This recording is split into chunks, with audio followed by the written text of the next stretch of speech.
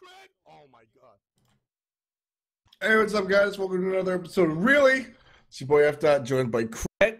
And some fun stuff happened last week, some fun stuff happened next week, but what's going on right now, Krett? Well, I didn't do my AMA today, and we're wearing the same outfits. That's what? fucking weird. You didn't do your AMA? Oh. Why not? Why was there no... Why did I have no place to talk about Chalk Mid today? I'm really upset. I bought a motorcycle instead, so I'm pretty excited about that. I was like, the math can wait a day. I'm gonna buy a motorcycle. Can you ride a motorcycle, Krett? Gonna learn. No, I got my endorsement, so yeah, basically, yeah, I can ride a motorcycle, or at least start riding. I understand that you can legally ride a motorcycle. Yeah. Can you ride a motorcycle and not crash? So far, so good. Have you drove a motorcycle yet? Yeah. Are you sure? Yeah. No, like, there's a course. You have to take a course to get, like, the thing on your license. Oh, so and you, like, ride a motorcycle. You have to do U-turns and shit. You have to avoid things? Yeah, you have to weave. Weaving is fun. It's good. It's good. Yeah. Krett on a motorcycle. That's right. Come into your house. No, you're not. I'm gonna eat your food. First of all, you're not. I'm actually hungry. I just woke up recently. I have not gotten much sleep. So I took a nap early today accidentally and wound up not eating lunch. And I'm just super hungry. And I don't know what I'm going to do for dinner. But it'll probably be not as surprising as Krett having a goddamn motorcycle, I'll tell you that much. Yeah, well, you know, you win a land, you buy a motorcycle. That's how it works. What land did you win? Okay, so we didn't win, but listen. Whatever.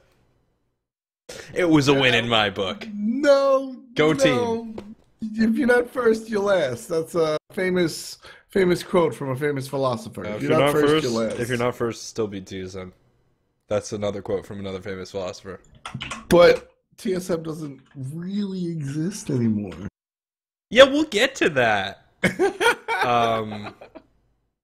But for now, just let me enjoy this. And let's talk about this week in the SPL, because this was a good week. It was not the week of free FP. Hinduman can, like, fuck off back to Europe with that shit. Hinduman.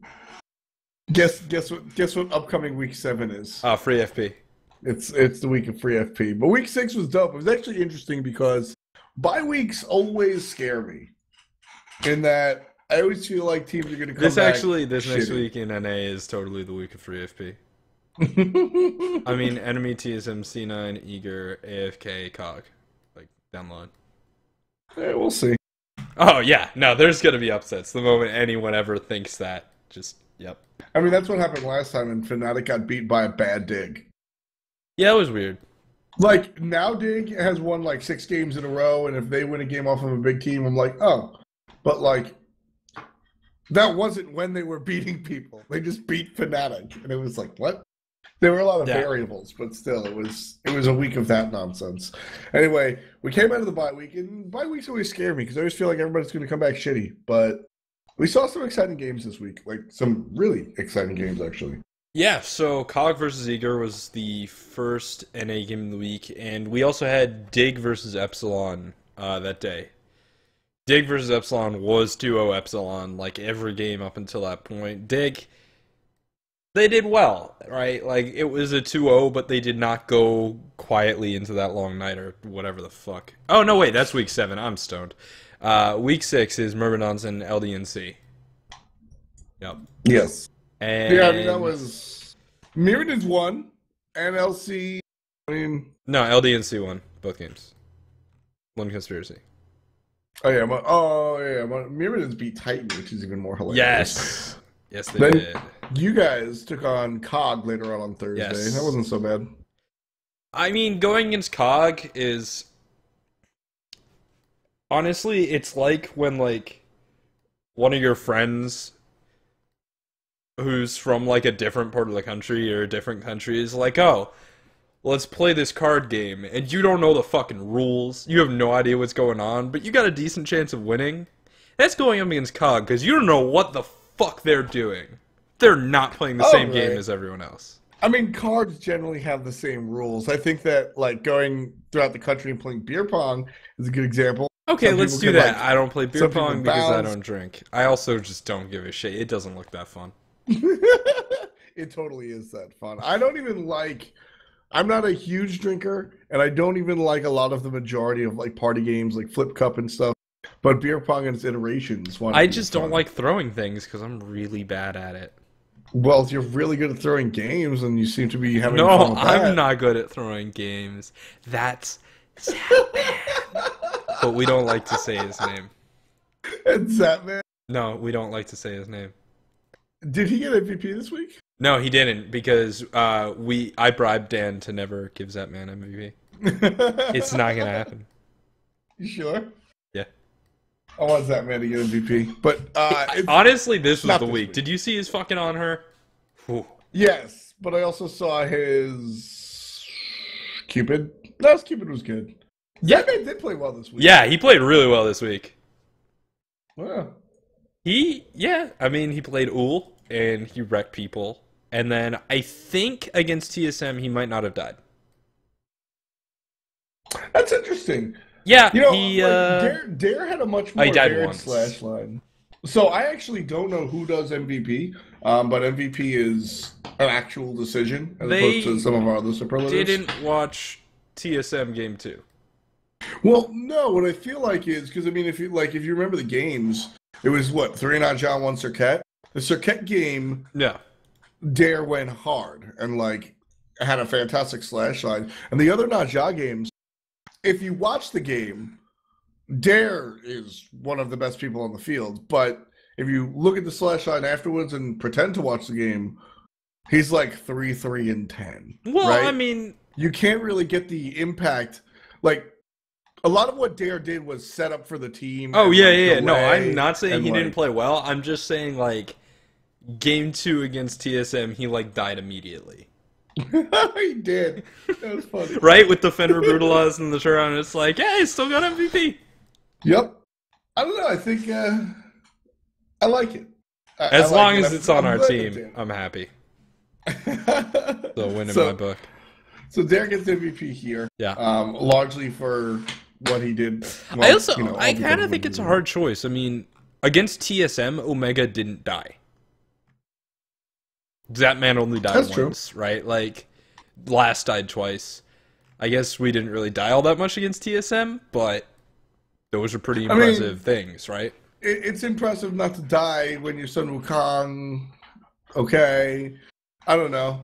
3-0-2 on Sun Wukong is less impressive to me than 5-1-6 on Lazarus Ra. Yeah. You know what I mean? I think it was a hard choice, but I think it was definitely a Team Eager MVP. Mm-hmm. Yeah, I agree. Like I said, I don't do MVP, but yeah, I can definitely see the conversation being like, well, who on Eager is going to get it? Because goddamn. Yeah. As long as it's not Steve. This was your guys' week, and you know, I thought it might be, especially after how you guys did Atlanta, and that was really exciting. Did you guys come into this week feeling different? Yeah. Yeah? Yeah, we were rearing to go. And it was quick, right? Because we get back on, Monday night. And we got back late. We got back at 11. We practiced Tuesday. We couldn't practice Wednesday. We couldn't practice Thursday because we played Thursday. Yeah. And we had to go straight into COG. So that we were just sort of running off of, 1 week of or 1 day of getting back together and then going directly in the match. But we did what we needed to do. COG is, man, they are good at picks and bans. COG is... Partially because, you don't know what they're going for. Yeah, and it's interesting because what they do, they wind up picking odd picks, but their odd picks generally fill similar roles to the current meta, if that makes any sense, right? Yeah, kind of. inspired by the current meta. Exactly, right? You know, it's not just well, Poseidon's popular, so we're gonna play Hebo, right? It's not burst for burst, but like there's a you can usually breadcrumb back to the meta pick, if you will, and that allows them to play this like it seems like an expanded game. I don't know. It's interesting. I don't think it's. I think Aurora and Pernage is weird. Yeah, that too. Which also helps. Like, and that is not a bad kind of weird. It's honestly a good kind of weird. That's but, like, the kind of weird. He's playing Guan Jungle. What? I mean, that's the kind of weird that created AFK, right? Like, yeah. A lot of other things. I'm not saying that COG is the next AFK by any stretch of the imagination. They might be. So speaking of AFK. Speaking of AFK, COG has been going up, right? They've been playing really well. They're really scary. They're the team that, like, they could beat anyone. And they did. You think so? They actually That's took... cool. I mean, they took a game off of AFK, so yes. Like, there you go. They can beat anyone. I feel like AFK has lost, like... if before they're at 100%, now they're at 90%. Sure. They're visibly not immortal. Which is interesting. Yes. I mean, yeah, they stumbled a little bit. They have. That said, COG, yeah. Kiki has been playing out of his mind. Really? Yeah, I think Kiki is the biggest factor to why AFK didn't actually drop any of, why they only had 1 loss out of 4 this week. I think Kiki has been absolutely killing it. Yeah. Kiki's been doing well, and Allied's been doing well, honestly. Yeah. Mm-hmm. Allied is who I've been looking at a lot. Allied has, I don't know, it feels like just different mindsets coming out from the players after the halfway mark. Yes. Is it just because is it one of those things where, like, yeah, your paper's due in 6 weeks, it doesn't feel real, and then when your paper's due in a week, holy shit, that's Monday, Tuesday, Wednesday, Thursday, Friday due? Is it just I think that could be part of it, right? Also, Cyclospin's, like, in school now. Yeah, that's true. That's true. Like, that's affecting his playtime. Or maybe stress or whatever. I think the other thing is, like, it's super regionals. If you're 1 and 2 right now, you're going to LAN. I think it would be, like, very difficult for us to drop enough games to not go to LAN at this point. Oh, I'm sure if any team could do it. It's probably possible, right? But you'd have to, like, drop games with also the right combination of other teams winning. Of course. What are you 12-6? We're 12-6. Denial is realistically the closest person to take our spot, so they'd have to get 7. 13 wins. Or they'd have to get 8 wins. You play Enemy next. You're probably we play Denial next. Oh, you're not Cloud9. You're right. You play Denial next. Yes. You're probably going to lose that. Shink's going to split push with Bastet and soloing Loki. Then you play Cloud9 next. You're going to lose to that. Their solo-in is just better than your solo-in. And Jeff Endler's a crocodile. Of course. You play AFK after that. You're going to lose that one really easy. Incon is just manlier than the rest of your team. Yes. And then you play Enemy again. Vicium could take your job. That's no problem. Week 10, Eager plays Elevate. Well, dude, it's the Digaduro. You're going to give those games out of respect. Yes. It's a tribute, and that'll be the rest of the season. So I think it's realistic that you guys miss LAN. Yeah, I think my point is that, like, it's really, like, we're pretty much going to LAN unless something goes horribly, horribly, horribly wrong. And obviously that's not like, okay, well, now we could just relax. Like, you want as many wins as possible, you want good seeding.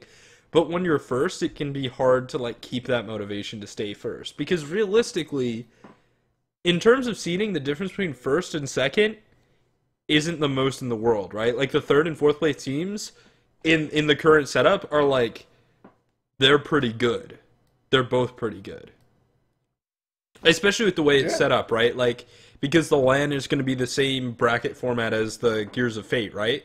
We're like, 6 and 3, or 5 and 3, and 4 and 6, or whatever it is, right? Like, there's a quarterfinal and then a semifinal. Yeah. Right. Yeah. So, like, first and second are not meaningfully different in that, because those teams that are going into the quarterfinal and whoever's coming out of it, they're fucking good. They're both good. You know, like, so it's like, maybe there's like on a player level, you might be like, okay, well, I'd rather face enemy than cog or whatever.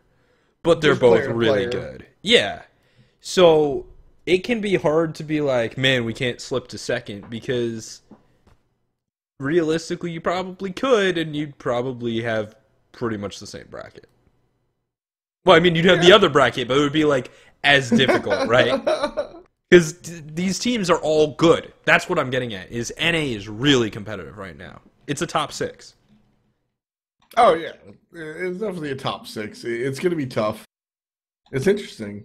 And I guess, like somebody said in chat, it's important to peak at the right time.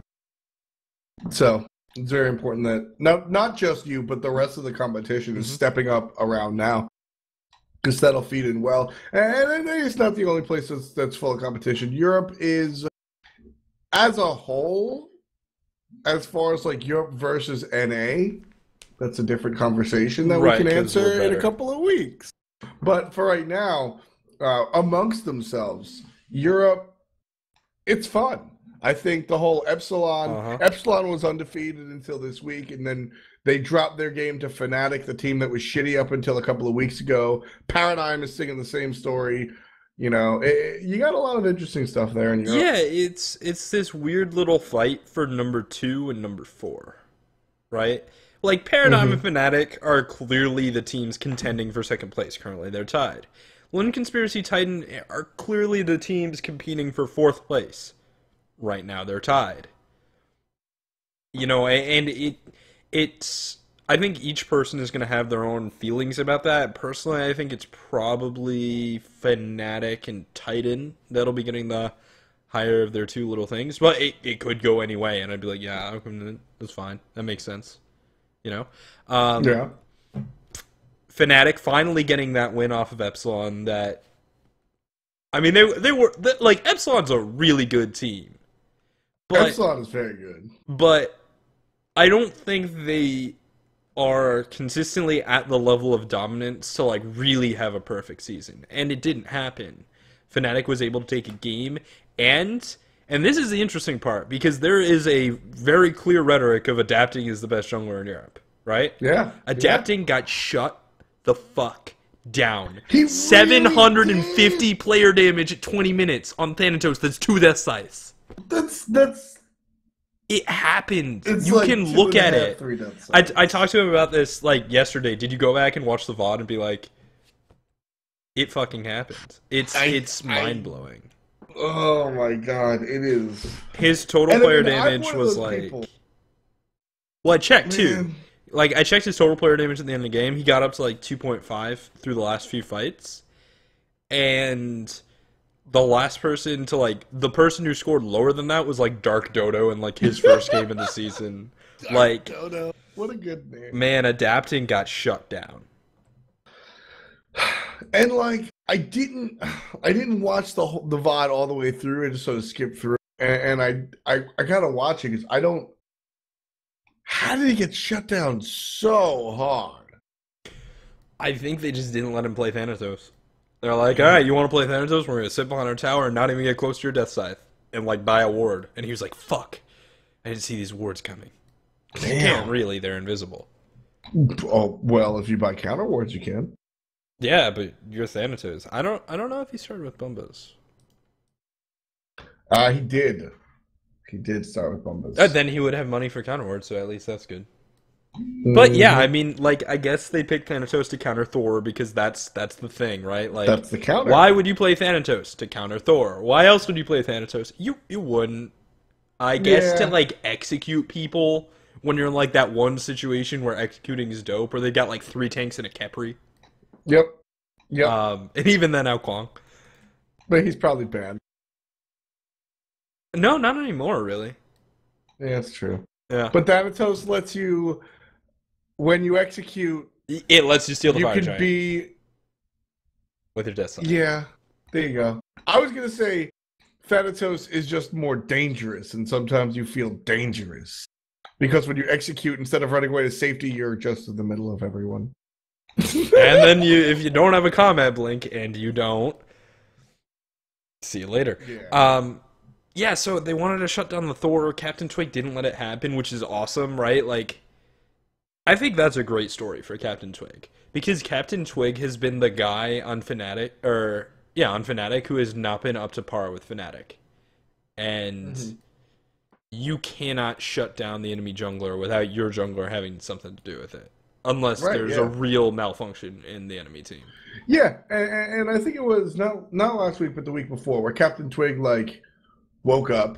Yes. And then last week, or, the week after, I'm ignoring the bye week. The week after, Captain Twig, like, played well. And then this week, he played well again in their win, right? So I think it's shook. I think Captain Twig's, like, sort of, he's there as the role player jungler. He's back to his form, which his form wasn't adapting level or dare to care level, right? And that's okay because Fnatic is strong in other places, and like that's how teams work. And I mean, I think like just looking at the stats of this game, right? Like Real's 16k player damage, nice. Neath mid on Zeros is 7k, Twig is 9k, Badge is 6k on Bacchus, Soul Ender's 10k, and Raffer nice and spread out 3k. Yaman 7k, Demi 10k, Emilito 3.5, Adapting 2.4. My point is that those are all low numbers in like a 25-minute game, because Fnatic just like won without fighting, so nobody was doing player damage across the entire team. Like a winning Neath only doing 7k player damage when the way you play Neath is like you just spirit arrow people and ult forever. Zyros had 10 assists and 3 kills. He did only 7,000 player damage. That's less than 700 damage per participation. That's like 500 damage per participation. It's 2 auto attacks. That's all he did for each kill. He auto attacked twice. So it was a really low damage game. But I mean, maybe Fnatic figured out what they have to do to. Maybe they found Epsilon's Achilles heel. I mean, keeping adapting down is definitely a good start. Yeah, I feel like just died 5 times. I feel like it's probably more complex, but adapting didn't get to be adapting, and Raffer died a lot. Of course, yeah. I mean, like it's not just to kill the Thanatos win the game, but there's definitely an in between. Yeah, it's a little bit rough there for Fnatic, for Epsilon, but Fnatic. God, it feels good to be right. If you follow, man, was it what 90% for Epsilon? Yeah, it was, and it was a safe bet, honestly. It was because it's like, Epsilon is undefeated, so you bet on them to be undefeated. Yeah, I sat there saying, so if you look at the rest of Epsilon's schedule. Week 7, they play Dignitas, who is on an uptrend. They play London Conspiracy, no comment. They play Myrmidons and Justice. Week 9, they play Titan again. And then the last week of the season, they play against Paradigm. It's very plausible to say that if Epsilon 2-0's Fnatic here, they go undefeated for the rest of the season. Sure. Not because of, like, their talent level, as you brought it into question before, but just strength of schedule status. Sure. I think it's easy to say that Epsilon will beat the rest of the people. So I'm happy that Fnatic brought them a loss, because I think it's possible for this team to have a single loss in the season, and I'm just glad it happened. I like the guys on Epsilon, but an undefeated season means there's a lot of implications there, and I'm very happy that it was Fnatic, like, on their way up. It was fun. Yeah, so exciting to see what Fnatic's going to do. And, I think Epsilon and Fnatic are, like, safe picks for Worlds. Could be Paradigm. Could be someone else taking that 3rd spot or, sneaking away the 2nd or whatever. But Epsilon and Fnatic are good safe picks, or Epsilon Paradigm. And they're good teams for it, man. They've got the experience. I think all of Fnatic would be returning Worlds participants, which is awesome. Yeah, Yeah. Which I in 100% NA, believe so. there's not going to be a team that will do that. Because the two NA teams that went to Worlds, one of them doesn't have Omega anymore. And the other one Omega and Team Solo Mid just doesn't Team Solo have blew up. Boosh or Divios or so let's talk about what happened with TSM. The first change, and I said the same thing for the first change that I said for this one, right? So Boosh stops playing, Snoopy goes mid, Yannick goes Hunter, Jigs is now playing support. And it was like, all right, we feel that if we do this, it will just improve the atmosphere and the attitude, right? And so, like, as an analyst or someone in the scene, you just go, all right, good luck. You know? You just say, that's what you want to do, man, do it. A lot of those doors are closed. Yeah. And now they've said Divios isn't playing this week, which, man, he might not be playing again. You know, right? He might be not on TSM. Benched, he changed his whatever. Twitter. What? He changed his Twitter? There you go. It's that Twitters are like relationship status. Divios Smite. That's like a relationship status change, man. When you remove the TSM from your Twitter, you're Facebook unofficial. Yeah, so I think it's safe to say that Divios is not the sole winner for TSM for the remainder of the season, though he still has the TSM banner, so maybe there's hope. No, there's probably not hope. What else is he going to put up there? A picture of Lana Del Rey. Does Divios still Lana Del Rey exists? No, probably. I would not. love it if like truth comes out and Divios is just he grinds all day to like Lana Del Rey, Regina Spektor, and just like Alanis Morissette's like solo women that have large voices, singer-songwriter types. I'd be all about it. Joanna Newsom, that harp player that Pitchfork loves. I think that's the Divios playlist. I'll make one later. And if there's a way to share playlists, I'll do it on Spotify or something. Yeah, I'll make a Divios playlist. Hell yeah. So it's interesting because, I mean, Divios was so good, right? Question mark? No, Divios is so good. Divios is amazing. He is. Still good. Yeah. Still a huge part. Well, man, Ionic put it on Twitter, and I don't think he worded this well, but I understand what he's saying. I don't know if, like, the community understood what he was saying. I don't think Reddit understood what he was saying, but to clarify, Divios is banned from the team for his attitude and being toxic to the team environment. Now, when someone says toxic, what you think is, dude, I can't believe you fucking gave up First Blood. You're so fucking bad. What are you doing? Which is how we talk to Mike. But. Right, of course. But. That's not Divios. Everyone knows that's not Divios. But there could be a lot of different ways that they mean that, right? Like, it could be just whining or not talking at all or showing up late. Like, literally any way. Mm-hmm. For those of you that are over 15 and have had a job, for literally any way that you have had a shitty coworker, you could have a player on your team be toxic that way. Yeah. And it's hell, like, even just the guy that has a 15-minute smoke break between every scrim. Like, that's fucking annoying.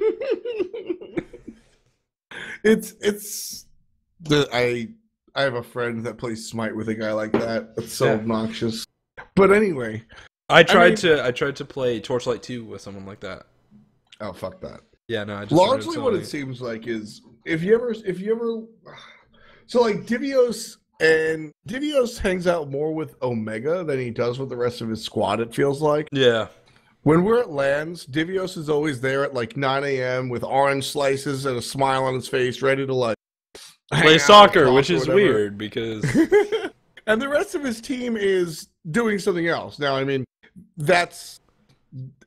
I honestly would probably side with the rest of the team. Sure. Because I value togetherness and all that sort of like hand-holy hippie crap when it comes to a team. Yeah, because I believe that's actually important.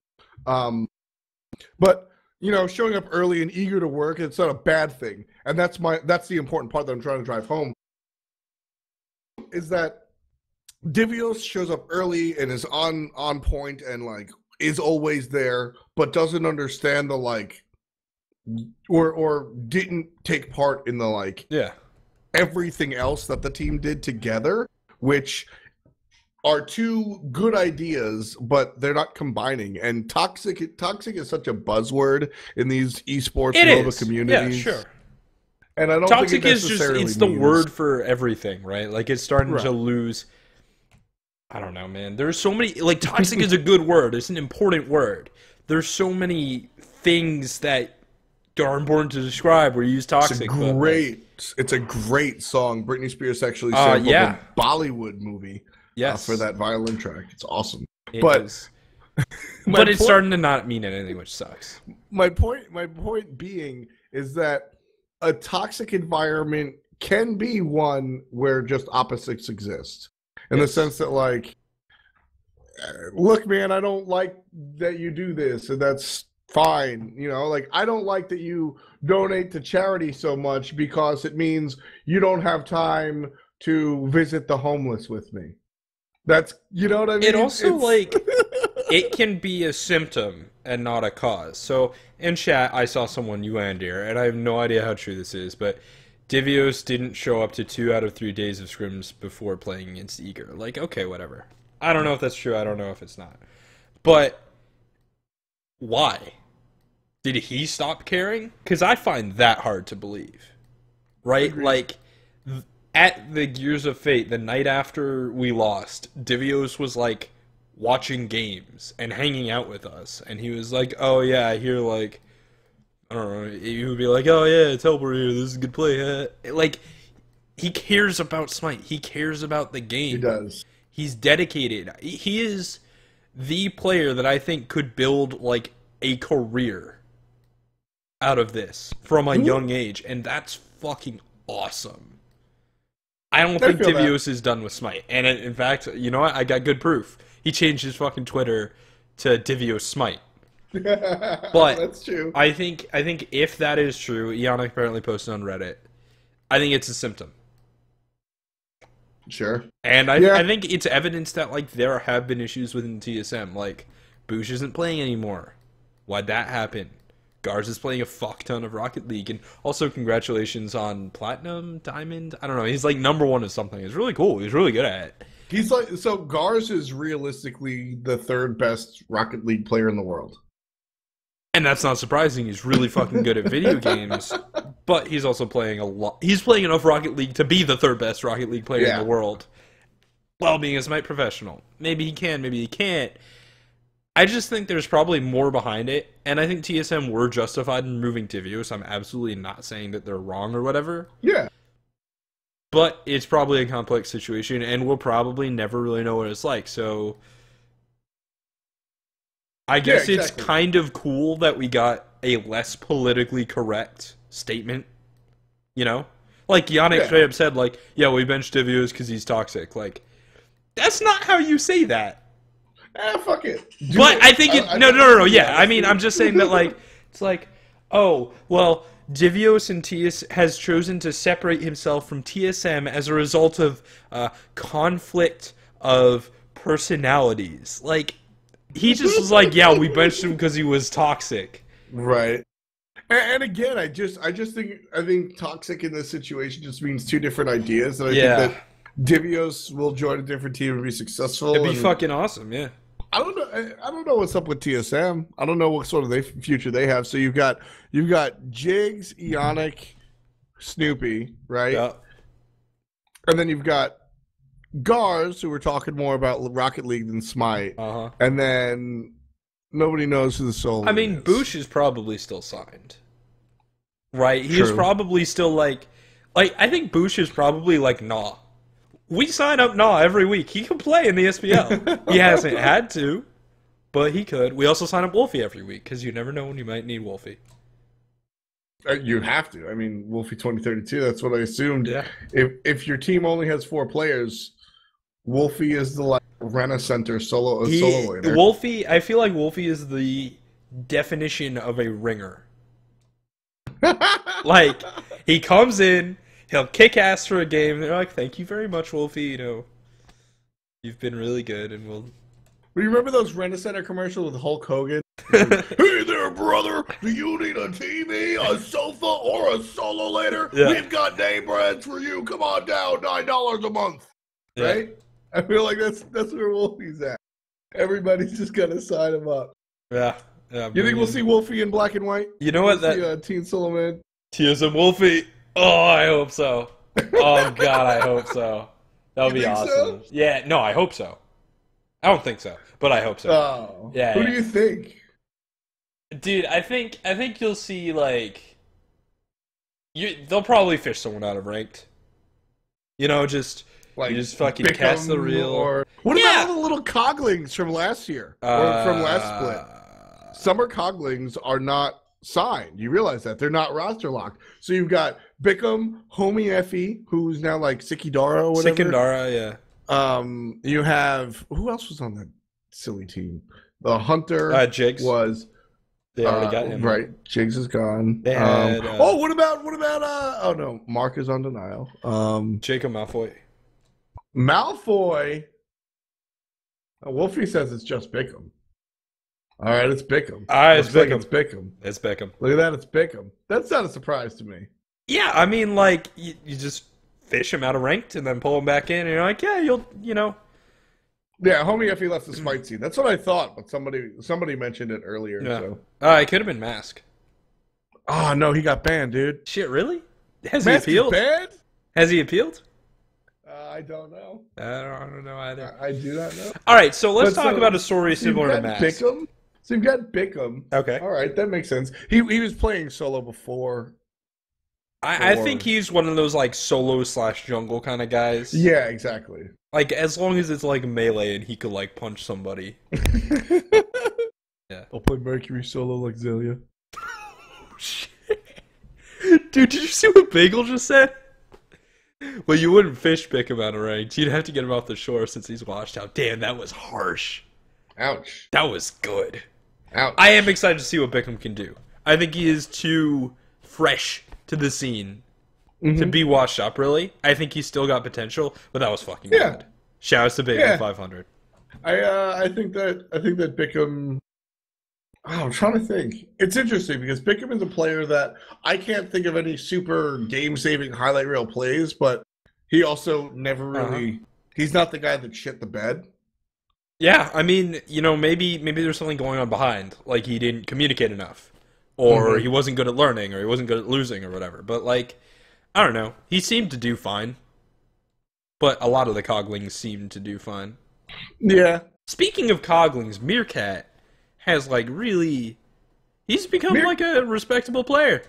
I think both player and from my you say that with hesitantly. Him recently, well, not player. So as a player, he's definitely proven himself. And as a person, the reason I hesitate is because I don't know what happens behind closed doors. But of course. From my interactions with Meerkat, he is definitely like just sort of grown up is the wrong term because I don't mean it with respect to his age. I just mean like he's sort of like risen to the occasion of, all right, I'm like a pro player on a pro team and like we're doing this right.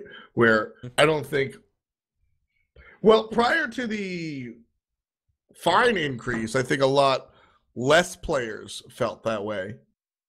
But I think that did change a couple of players' minds, which is, I think it's a good thing. Yep. Yep. Because now skins are expensive as fuck. Yeah. Well, you know what I mean. You think buying gems were expensive.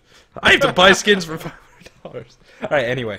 So, you mentioned Mask, and for reference, Mask got banned, everybody.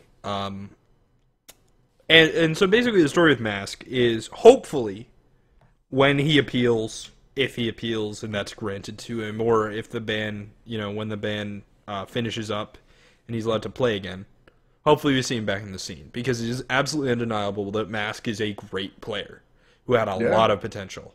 right? I mean, he's playing ranked out there these days. Yes. He's out there in ranked. I don't know what he plays under, but he's I good. think it's no, the Reaper is the Reaper. I think it's the 6. I don't know. Every time someone jungles in ranked and doesn't feed, they're like, "Is that Mask?" It's really funny, actually. No, but anyway, so hopefully he's back in the scene, because the point of bans is that, like, you go away, you come back, and then you're a respectable person, and it has worked in other games. Like, Smite hasn't really been around long enough for anyone to get unbanned, but TSM or not T League of Legends, I Will Dominate. Like, he got banned for a year, and then he like was like, all right, I'm gonna stop being a dick, and he stopped being a dick, and like just played on a team, and he did fine, right? So that's cool. That's good. But so hopefully Mass will be able to do that. And the reason I mention this is because Dignitas has been doing very well recently. One of the big turning points for the team was realizing that, you know, 6-team relegations, they had a shot. I think one of the other turning points was their coach, Deku Scrub, who played a lot of challengers, never made it to the SPL, was almost universally a douchebag. As he has admitted himself, I am not throwing shade here, like he said that. And we haven't, I don't think we've really heard anything from him, which is, like, that's one way to clean up your act, is just to not act. Exactly. Yeah, I mean, basically, there was a conversation on Twitter where, you know, I essentially, it was a bunch of nonsense, but sometimes it scrolls past. And I saw basically the whole, he was like, look, I never really gave a shit about being professional or anything, and now I do, so my bad for being a douche, and it won't happen again. And I was like, you don't just get a free pass, but no, you don't. Okay. Yeah, that's the person where, like, you look at him, and then you're like, are you being a jerk? And then you say, I wonder if he's being a jerk behind closed doors. Yeah. He might be. He might think that, like, it's okay to, like, be like, yo, this blue, or whatever. But so for me, it's just sort of like, as long as he's not, like, doing anything really stupid, probably fine. Exactly. So I give him, I give him sort of a tinted slate where it's clean, but if something goes the wrong way, I'll remember the past real well. It's clean. You're looking at it. You know what I mean? Exactly. So, and for what it's worth, the work he's done with Dignitas, whatever the reason may be, the players have said that he's done a lot of work positively, which coaches are always interesting, right? Because there's always the conversation of, well, what does he actually do? I make burgers. And they're sometimes the answer to that is nothing really, but he's a nice guy. We need a sub. And sometimes the answer to that is, well, I mean, he makes this really shitty calculator that nobody likes, but we pretend to use, and he cooks good food. So I think the teams that aren't eager use the calculator more than probably. But basically, my point people being are like, in that, dude, at the Cognitive Invitational, there were like multiple people that came and were like, I really like your calculator. I'm like, thanks, Kevin. But my point being is that coaches do certain amounts of, like, some coaches do a lot, some coaches do a little, but at the end of the day, it's all about your players. And if your players are saying that you're helping them, well, then that's all you really need. If you are helping them by doing picks and bans for them, which is the rumor is that Deku Scrub has fantastic pick and ban knowledge. So if that's the deal, awesome, you know. And if you're just like telling them good luck before a game, if that makes them better and puts trust in you, fine, you're a good coach. I don't really care. It's just a matter of hearing the players say, yeah, the bye week or the announcement of the Super Regionals were expanded has really helped us out, and so has our coach. That's a positive for me. So yeah, I mean, like, it's really hard to tell or find a metric of what a coach is doing, right? Exactly. Like, since I joined Eager, they dropped out of the SPL, played through Challengers, got back in the SPL, and now we're, you know, number 2nd in the 3rd split. And who knows what would have happened if I didn't join them and, like, I was doing something else, right? Because Smite isn't going long enough where you can see like how a group of people performs over an extended period of time with and without a coach or with different coaches. And it's each season at this point is very different. Oh yeah. I mean, and partially that's an esports thing, right? Like the game changed, literally changed between season 1 and 2. Hell, the game changed during season 2. Mm-hmm. This is, I don't know, man. Like this is such a. I feel like the meta we're in right now is a meta that Smite hasn't really seen before, which is weird. I don't know. I can't put my finger on it, but I feel like the meta we're in now is something we haven't seen before. Whereas before, like, well, we saw the Warrior meta, and then that left. And then there was a Guardian meta, and I was like, well, I mean, this is kind of like the Warrior meta. Right? And then, like, you've had a Hunter meta, and we've had that before. You know, that's not really new. That's not fun either. But what's happening right now is, like, it's I don't even know what the words to use for it is, but it's not what we've seen before. Well, it's not Blink meta. Yeah, it's still kind of Blink meta. People are calling it healing meta. I'm not sold on that. I mean, it is. Because even if the teams don't have healers, the comps are probably influenced by the threat of healers. Sure. We're seeing so much more Odin. We're seeing Odin bans. Hell gets banned. I think a lot of it has to do... I think that a big mass of the meta is centered around healers. Sustain, stuff like that. Sure. But I don't think that's really it. I mean, Blink is definitely still a factor. For sure. Right? Because what got nerfed about Blink wasn't, like, what made Blink good. Yeah.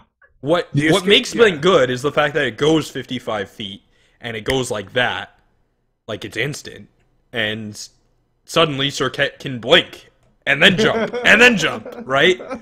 That's what makes Blink's good. That didn't get touched, so, yeah, I mean, Blink meta, healer meta, whatever you want to use. To address something that Shadow said in chat, could it be called balanced? Like, I think the current meta is balanced. The last meta was also balanced. And the meta before that one, but that's a different thing. Meta and balance are separate discussions. Yeah, so exactly. And I mean, people overuse the word meta. Yes, they do. It's and it's just another buzzword. But essentially, when Krett and I talk about meta, we talk about the game, way that the game is played. Right now. Exactly. The sort of not it by definition, a meta game is the game outside of the game, the whole thought process of everything. And we sort of like, I guess, center that down. We bring it down a single step into just largely the things that influence the way the game is played. Sure. Right? I don't think a lot of people consider Zapman being aggressive and Youngbei being passive as the metagame, although it technically is. Yeah, sure. That's the metagame of the SPL, but that's not how people think of it, right? Largely what we think of is Weakening Curse was nerfed, so healers are popular in the meta, which brings Odin more popular in the meta. That's why certain gods are picked, etc. But as far as like the balance and stuff is concerned, that's an entirely different conversation. Balance can influence meta if there's an unbalanced character. Oh, yeah. I mean, Sun Wukong, good example, right? Like, he is super strong, so that influences the meta by making him picked a lot. But it also, like, in a balanced meta, which I think this is, there's more to that conversation. Sun Wukong is strong, but he doesn't... Not every matchup is a winning matchup. It's not like early Bologna, where it's like, yeah, she wins every matchup. Right? And, you know, maybe you could argue that, like, well, that's not really the case, and Soul Winners just needed some time to figure out, but Sun Wukong got figured out pretty quick when Bologna was OP for a while. So, yeah, I mean, the meta's good. So, see, we did Dignitas. Oh, Titan. Yeah, Titan's been trending down recently. Oh, yeah. And honestly, it's been a slow drop-off since Worlds, in my opinion.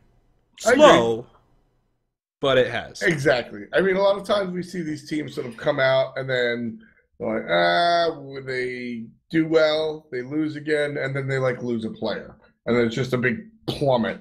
With Titan, it's just been this real constant. It's like sitting there and you look around, you're like, wait a second. Are we moving? No, we're not moving. And then you look down and you see outside the window of the car and you're slowly just traveling a little bit. That's what it was like. They started getting beaten by the lower teams, and then recently, I don't know what it was, but Bird, he took over. He's been playing. Yeah. Godfrey wasn't able to make last game, and maybe Godfrey just had a doctor's appointment. But he didn't tweet and said, hey, I had a doctor's appointment. And Exactly. to be fair, that's not that surprising, since Titan, while they're great guys and they've got a great presence, are really fucking bad at Twitter. Sure. I'm trying to find someone. He hasn't tweeted he has not tweeted in the last week. Ataraxia is not good at Twitter. Yeah, I'm looking through, let's see, Kanye. Okay, and I've gotten all of them. I don't think any of them have actually tweeted within the last week. Oh, wait, no, Repicus has. No. He made a John Cena joke. Ataraxia said the way Adonis and Hinduman talk about Epsilon sounds so sexual. When did he say that? That was 2 days ago. Oh, okay. Well, still, no one has said shit about where Confrey is. Where's Confrey? Right. Yeah. But to be fair, Bird has been doing fine. Which is fine. Yeah. Well. I mean, Tyne lost, but I think Bird was doing fine. Yes. Bird did not make any plays. But Bird was not the target of any opposing plays either. Sounds like that's pretty much what Confrey does. That's true. Confrey's just like, he's a hunter. He'll hit some auto attacks and sometimes probably won't kills. Die. And yeah, he'll get a kill or two. And Bird is kind of doing the same thing. He had some goofy hunter build with a Heartseeker, and it didn't work on Shivalanki, which was cute. I'm not going to say it's good. You can't make me. But it was cute, because you press forward, you get an assist, so you can stack a Heartseeker. I know. I liked that. I thought it was clever. Yeah, right? It's cute. I know that we're talking about Titan, but... Yeah. Vicium, Medusa, Jotun's Wrath. Sure. Dude, like... I loved it. Yeah. I loved it. It is so much less DPS, but I still loved it. Well, it is less DPS and it isn't, right? So, when you think about an ability, if you think about Thor, and you're talking about DPS, you're not talking about burst, but you're talking about DPS, right?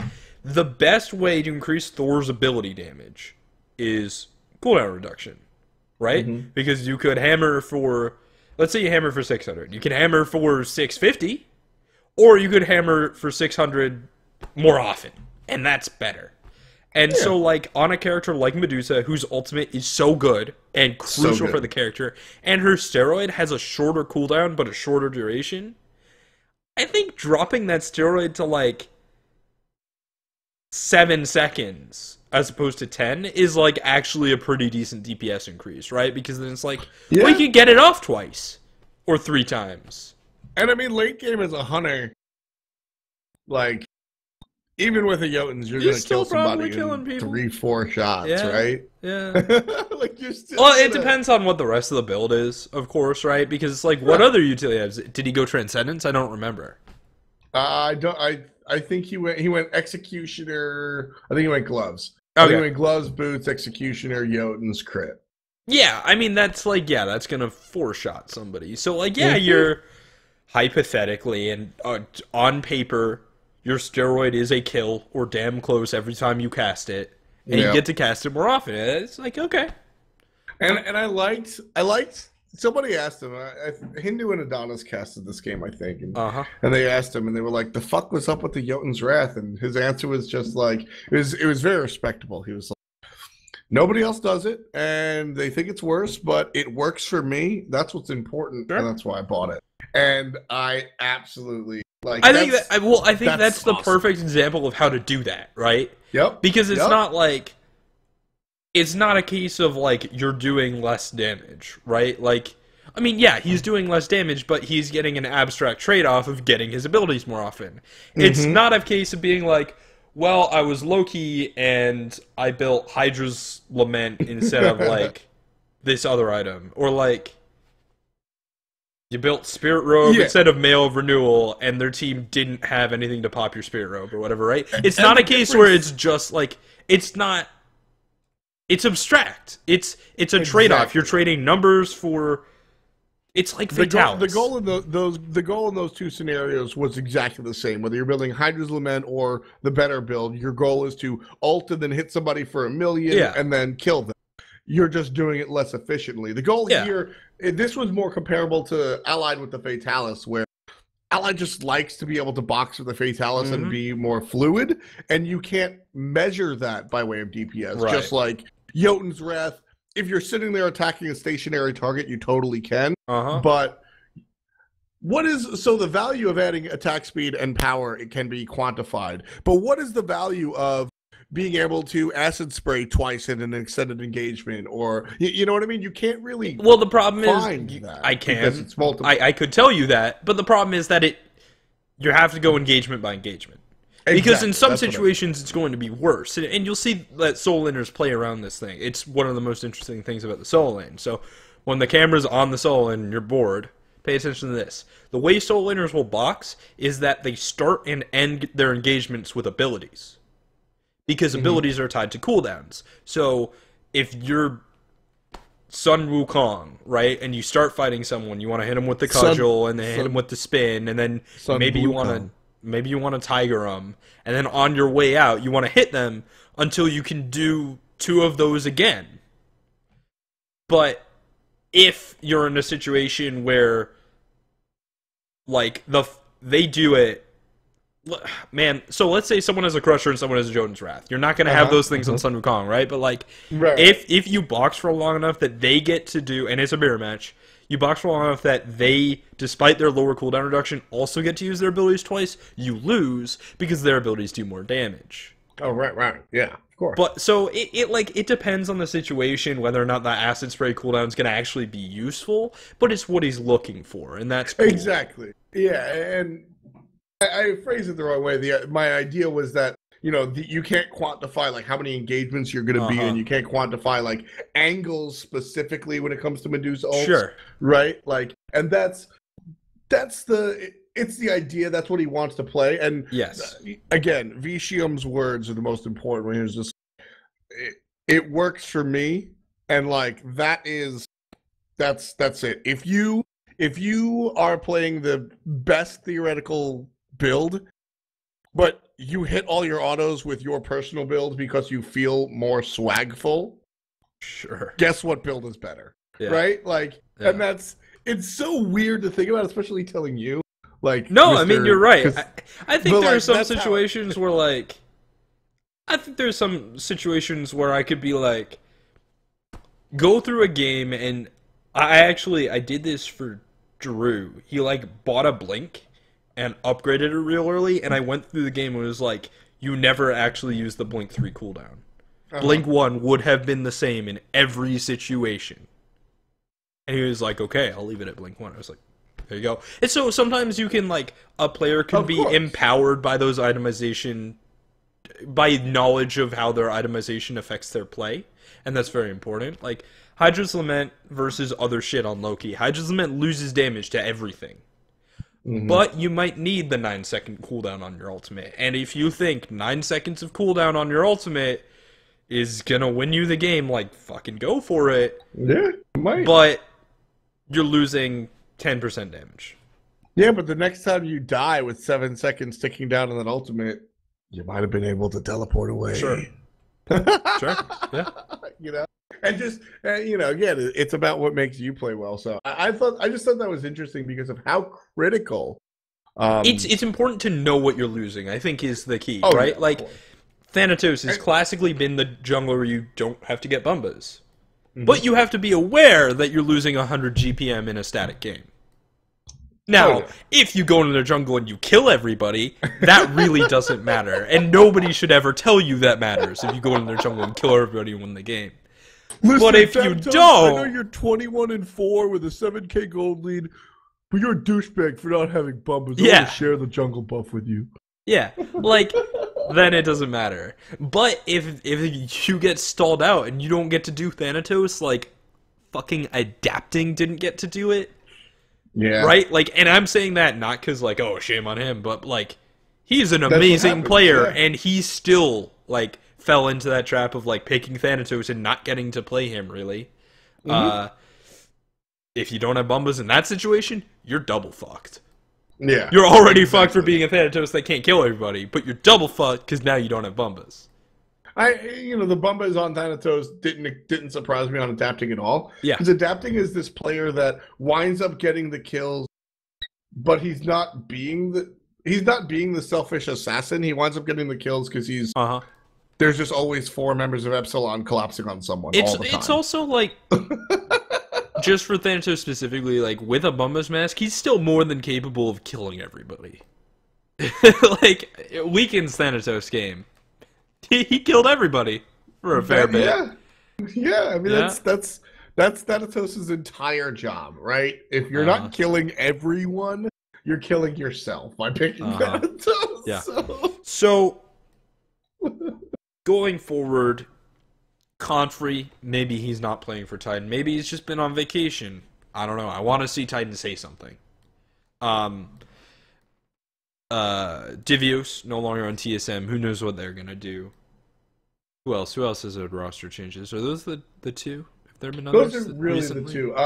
Soggy Sandal hadn't played for LC. We had Cherio. Right, we did. So that's legit. Like I have from Deathians is a really awesome dude, and Soggy Sandal is still a starter. He's just had repeated technical issues. Like his computer is just wonky. They're trying to fix it, obviously. But for what it's worth, and I don't think that London Conspiracy is. I feel like London Conspiracy is the unmentionable team. They're winning, they're losing. Hooray! You know what I mean? Yeah. They're not doing anything spectacular. Cherio is doing everything he's supposed to. Yeah, no, Cherio is a good sub. He is a good sub. Cherio is, it's funny. Cherio is, the games that Cherio came in and played, he was one of the better players on the team. And, I mean, we interviewed him after the fact and asked him about it. He's just like, a lot of times I don't practice with the team because I need to learn every role. So he, subs in for teams whenever they need a sub, making sure to play different roles. And this way he's always ready to go. And Cherio realistically hasn't played since the summer split. Yeah. On the SPL where he was a jungler. And so he was able to come in and he's the next Snoopy. That's exactly, and maybe he'll be that talented. That'd be awesome. But he is, for London Conspiracy, they said in no uncertain terms that if any one of their players needs a sub, they feel extremely comfortable putting Cherio in, which is awesome. That's awesome. I like the way he played. So let's talk about roster locks. Now, LC's in a good spot because they've got a sub who's not locked and can play everything. That's the dream. That's what you want. The other dream is that people give you warning, so you're not like, oh shit, we need a sub in 10 minutes. So both those situations are alright. And obviously nobody wants to play with a sub. Because it's impossible to win with a sub. But for a team like Titan, if Confrey is going to not be a starter, or a team like TSM where Divios is going to not be a starter, right, your options for picking people up are limited, right? And I think the best example I'm going to use is EU, right? So, you can't play Get Fisher, who has played Hunter, because he's locked to Myrmidons. You couldn't play Sayo. I don't think he plays Hunter, but he could probably play an on her. He's locked to Myrmidons. You couldn't play Dark Dodo. He's locked to Myrmidons. I think there's a few other. I don't think Suntouch is locked. Suntouch is not locked. Suntouch, and neither is competitive online. Suntouch and Wolfie, man, following the streamer dream. But yeah. So who do you get? Because these players that are free agents are locked. So that sort of seems like roster locks suck for teams, right? Because it's like, well, you can't pick up these people who, like, they're not playing. So what do you do? And it makes situations hard. I mean, hell, it's why we had to get Polar Bear Mike. Just fished him out of the Challenger Cup. Like, we made a short list. Yeah, well, we made a short list of who the Challenger Cup supports were, and we were like, Zap, play with some of them and see who you think has the most potential. And we were like, all right, Mike, and he's not that bad. Just Zap, go find somebody that will follow you into the volcano pit of Mordor, and we'll just take them. Yeah. And so he went out with his blue sword and found somebody. Yeah, you can do that, but like, I don't know. So why are roster locks important though? Man, because I think that can be hard to understand. I think they are important. I know you do, but I also think they kind of suck. I would like the rules to be a little more open. The reason, so I mean, it really sucks in esports when teams are less structured, because when you think about traditional sports, it's all contracts and like done, right? When it comes to esports, it's more friendly, for lack of a better term, and that's a good thing because I can go to an event and like give Allied a hug without, any nonsense. Sure. But it's a bad thing because, you know what, Denial, you're having a rough week. I'm Snoopy. Let me just help you out, bro. Right? If there's no roster locks, I can just do that. And that's the necessary evil. I don't really like them. You could maybe make a rule around that, but you can't do it without that rule being arbitrary, right? Like, you could do it one way where it's like, well, Snoopy's locked to TSM unless he plays with someone else, and then he's locked to them, and he can't go back to TSM. But then you could have, like, the Snoopy bounce. How many weeks do we have left? We've got, like, 3 or 4 weeks, right? So Snoopy could play on, like, 4 different teams over 4 weeks, and it's like, it's kind of stupid. Exactly, and it just becomes stupid because what is a team? Why are you rooting for a team, right? Mid-season trades, I think we could talk about that. I think that's the sort of thing where, like, yeah, if you want roster locks to have a little bit more leeway, sure. But you also don't want to allow, even if they would never happen, and they probably wouldn't, you don't want to allow for, like, weird, unrealistic situations where it's like, all right, guys, we're the team that's going to Worlds. Who wants to be on the Worlds team? You know? Right. And for what it's worth, I think that that's something that we can look to traditional sports for, in the sense that, like, the commissioner can always just say, fuck you. That's OP. Sure. Like basketball, before they have a new commissioner now, but before there was a trade that involved a couple of high-profile players that would have made one team super OP and the other team not very good. And the commissioner was just like, yeah, you know what? You know what, Snoopy, you can't join Epsilon. That's fucked up. Sorry. Yeah.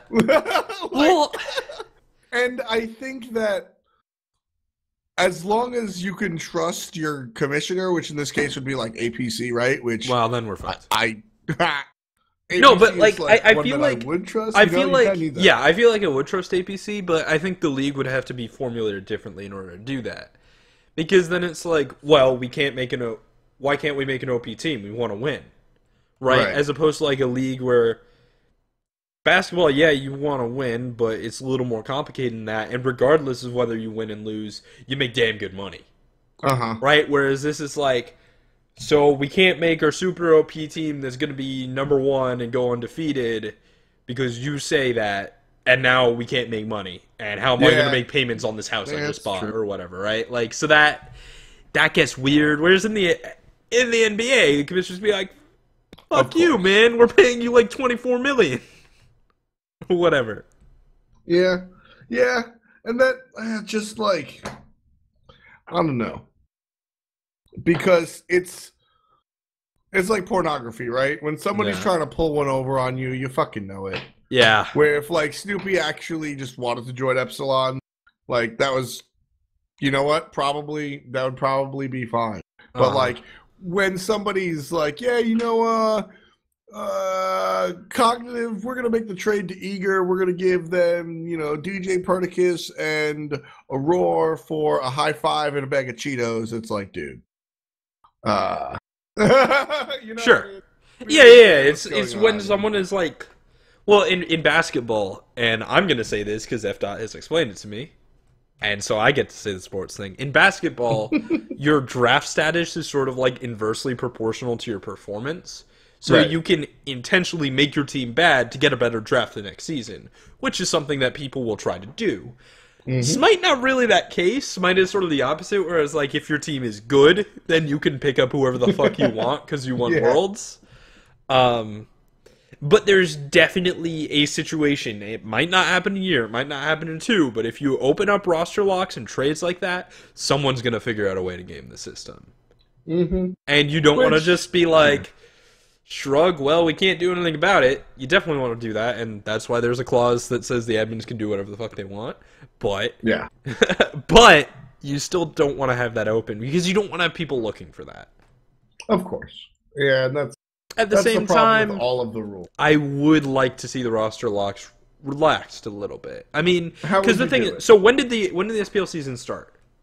The season? Yes, this split. The split started the day after Labor Day, I want to say. Yeah, so like late August, I think. Week 1 was August 15th. All right. So August 15th till next year. You're locked till next year. That's a long time. That is a long time. And like if you're Get Fisher and your team, this is, according to Get Fisher, this is literally what happened. Shouts to Get Fisher. He's a good player. He does not deserve the situation that he is in. But, like, Mogao duo queued with Dark Dodo for 2 nights and was like, you know what? Fuck Get Fisher. You're my new jungler. Which is the dumbest shit I have ever heard. Regardless of whether or not it was a good roster decision. What? So, like... Yeah. That sucks. That sucks. Trade deadline. On the bye week, it's like, if you have not played in the last 2 weeks, you're a free agent now, or you're unlocked so you could get traded to another team. Or something. I don't know. But you obviously wouldn't want a situation where it's like, it's the halfway point, like, oh, Titan is starting to lose a little bit. Well, Ataraxia and Repicas and Pretty Prime are all going to leave, and they're going to join London Conspiracy, because London Conspiracy is doing pretty well, and now Titan's fucked, and London Conspiracy is like, going in and out and in and out. So you wouldn't want that. It's a tricky situation. Yeah, it's rough. I don't know. I've been thinking. I'm trying to figure out how to make it work, because it's just...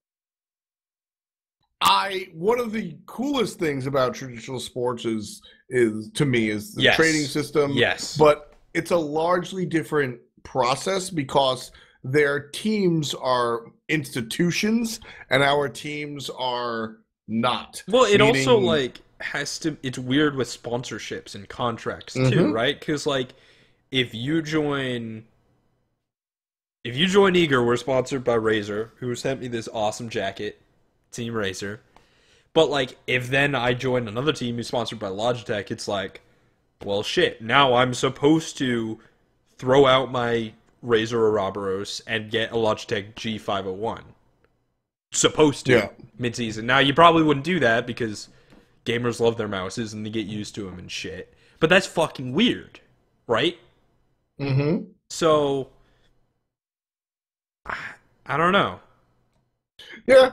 It's just a little bit awkward situation for that to happen, and basically the structure has to change where the contracts would have to be issued in such a way per the leagues, and there's so many different leagues when you think about the sponsors, and it just becomes so haphazard that I don't know. It's definitely something that I'm thinking about looking towards season 3, changing that a little bit, because I do think that our current situation is better than having people change teams whenever the fuck they want. But I am not convinced that there is not a happy medium. I think that with hard work and brainstorming, there can be an answer in the middle. So, and I think this is something that I've seen a few times in Reddit threads or whatever, where like early on in the season, Get Fisher's once again the example to go to. Like, oh, he's only played 2 games. He played 4 individual games and we played 2 matches, and it's like, well, it says up to 3, so he's not roster locked. Like, no, he's roster locked. That's for the Challenger Cup. You misread the rules.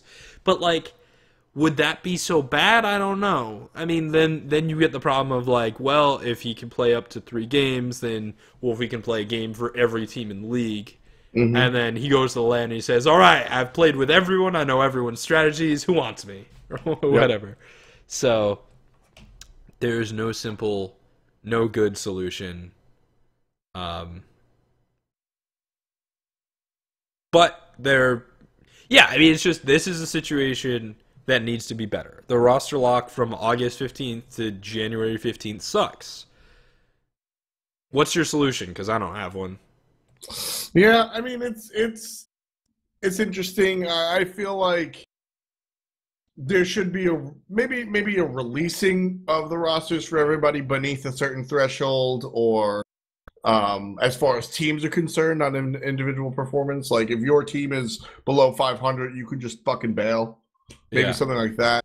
I like the idea of trades, but that doesn't happen in esports. No, it's not a thing, right? Like trading in sports it's like a part of the institution. It's how it works. Which is weird. When you get traded, you're like, oh, okay, I guess I'm getting traded. Like, that's fine. That's sort of just how it works. But see, it's not even the culture thing for me. And if anything, it should be more prevalent in esports. Because trading is the result of a small talent pool, right? Sure. That's what makes sense. Because otherwise you would just drop and pick up a free agent or something, you know what I mean? In traditional sports, to find some dude that's good at baseball, like just go to the Dominican Republic. Like that's what most of these teams do, right? But we still see trades amongst the league because teams are complex enough in baseball and football and even basketball to need different pieces. People are competing for different pieces. So like you can trade a superstar for a superstar in all of these sports and they make both teams better.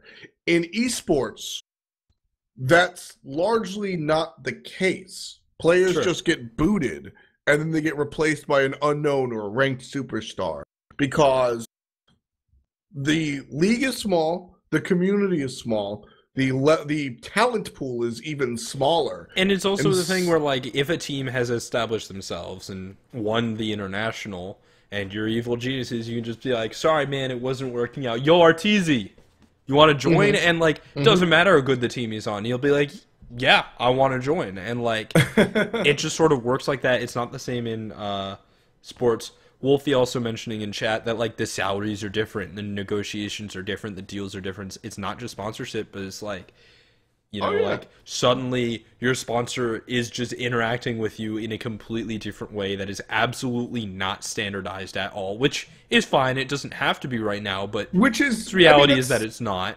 And that's fucking weird. And also, like, it's just not a thing. If Barracuda was like, yo, Stealth, we're trading you for lasses, he'd be like, what? You know, like, everyone would be like, what? Like, that's not, yo, Allied, we're trading you for Vicium, like. Exactly. And I mean, like, that's the problem, is that trading, like, the problem is that MOBA teams, Smite teams, are 5 members. Right, you have a sub, and that sub is worst case scenario. Injuries aren't a part of the game. Fatigue isn't a part of the game. Whereas in traditional sports, you need substitutes for all of that stuff. So you have multiple members in the same position, which is the important part, and that's the distinction. So like, teams wind up having a graph. If you ever look at like a Hearthstone arena list, right? It lists your mana cost or whatever. That's pretty much where you're at, where you're strong in the support role and you're weak in the hunter role, but you're medium in the mid lane. That's just not there. You just have talent levels, and nobody's going to trade their Lazes for your insert player you think is bad here, right? Because there's a winner and a loser.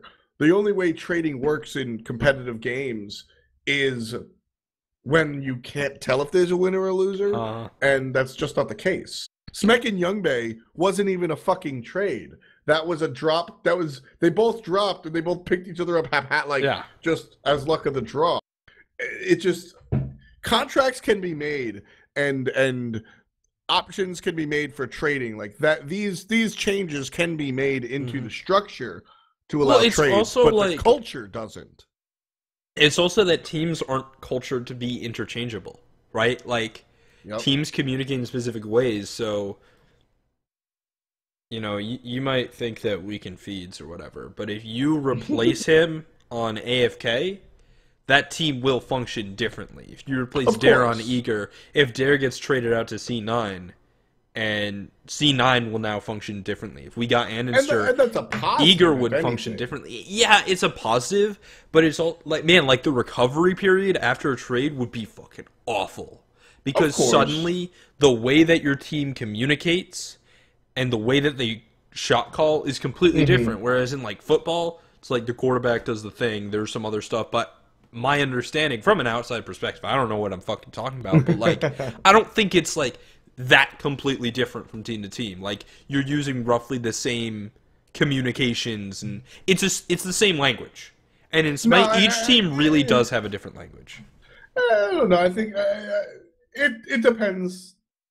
It depends. I think that Smite is very similar to some other games in that sense that you're bringing up. I think that's a hardship that games that have trades involved are that's just a hurdle they're used to jumping.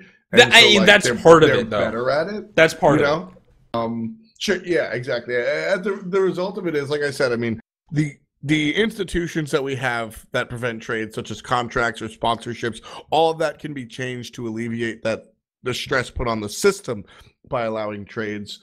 But they're just not useful in Smite. When people get dropped from a team, it's for a negative reason. When people get traded in sports, it's because they are a poker chip used for a larger deal. Sure, and Smite's also not at the level where that doesn't happen. You also don't. Smite doesn't have a faker. We have some damn good players, but sure. I don't think there's a player where you could conceivably maybe someone like Adapting or Cyclone Spin, where you could conceivably see the owner being like, "Yo, I'll sell him to you." Right? Like that's not really reasonable as much as it is. And maybe that's just the game hasn't grown to that point or whatever. Yeah, I think that's a size thing. Yeah, no, totally. Yeah. But that's part of the conversation too. Of course. Yeah, no, it's weird because like I said, esports or Smite specifically trades aren't a part of the conversation. It's just pickups and drops and pickups and drops. And if trades were introduced, I'm not sure if teams would even take advantage of it because the mentality would if the mentality right now is, why would I bother having a sub if anybody good enough is out there, they're already starting on a team, then the mentality would be, why are they letting this guy go? He can't be that good. I don't want to make this trade. That to me is the same sort of conversation. So all right, I want to address something someone said in chat. Can't pronounce his name. Epipsychidian. You assume that players don't have some claim to a position on the roster, and I think that's a misplaced assumption. The investment being made by the standard players is something that the players themselves should have protected. The degree to which these protections exist is a matter of debate. There need to be protections of players. This is impossible and unrealistic. And here's why. The SPL spot is owned by someone. It's not Captain 5 people. Org. Yes. So either it's owned by Dignitas or it's owned by Frezzy, but it physically cannot be owned by Renz, Frezzy, Frostiak, Shadow Nightmare, Variety. And that was is Variety the captain now? Fuck. Whatever. My point is, you can't, spread that out, and you can't expect Team Soul Mid to go out and, incorporate, because they're a bunch of kids, and also some of them are Canadian. So that's fucking weird anyway. Like, what are they going to sue each other in international law over the rights to their SPL slot? So, like, really... I'm on the other side, which makes me a douchebag. Okay. We agree, but we agree for different reasons, and that's what makes me a douchebag. I respect the amount of work that goes on, and earning your spot and all that. And the players who play well certainly have a right to be in the SPL. And it hurts me. And if I had the power to nullify drops or trades or whatever, if somebody was dropped because of bad blood, that is something that I would monitor carefully, right? Yeah. But at the end of the day, it is a competitive league, not an intramural league. And if you found a team and get to the pro league and are the worst player and get kicked for somebody better, tough shit. It's a competitive league. I understand you put in 50 hours a week to build this team. If you're Divios practice, and I get it, but that sucks. If you're Divios and you're arguably, not even arguably, and you're a contender for the best solo laner in North America, and you get benched because your team doesn't like your attitude, that sucks. But make no mistake, Divios has earned his spot. Maybe not on TSM, but he's earned his spot in the SPL. And he will, if he continues to play, will be back in the SPL. Because you would have to be stupid not to replace... Man, it's like AFK, TSM, C9, and if you're not one of those teams, I could see you picking up Divios. It's a meritocracy, and I have no problem with it's a competitive kind of it should be. It's kind of a real meritocracy. There's definitely some networking involved as well. Like you got to get known to be known, but yes, of course. But it's a meritocracy, and if one team doesn't work out, like you can join another if you're good enough. Exactly, and that's as long as that avenue is open. Dude, it sounds really nice to like protect the players and like give the players ownership of their SPL slot, but like you can't really make it work like that. It doesn't. Yeah, you can, and it doesn't interest me. It's not interesting. I'm not going to watch the Nice Guy League, who has 3 teams at the bottom of the standings because, well, they qualified last year and we like them. Well, it's also like there should be ownership, right? Like Legion of Carrots was Payne's team. Yeah. That's why he can replace 3 people if he wants to. TSM is TSM's team. That's why they could just make their League of Legends team play if they really want to. They could. Well, actually, they couldn't because of the LCS contract. But like, you know what I mean, right? They could make their They could have like Warships team were playing. They could have Leffen show up and decide to. Yes, they could. They totally. They could have Leffen show up. Leffen's playing solo lane. Dude, that's it. Leffen's playing solo lane. We figured it out, boys. It's not Bickham. You won't see Boosh again. It's Leffen. He plays Smash if you don't know. That's our fucking show. We'll see you next week. Peace.